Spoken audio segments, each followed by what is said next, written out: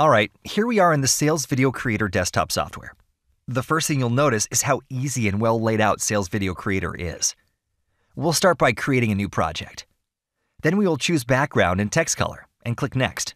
Then we'll paste some text and click Next, then Next again. Now we will add an image for the first slide, resize and reposition it, and choose Next Slide. Here we will add a background image, like that. Then change the text color to white and select the next slide. We'll add another image here also, resize and reposition it, then hit Next. Here we will import a new voiceover audio, then play the audio and mark where the slides end. You'll be able to create videos with ease in multiple different styles.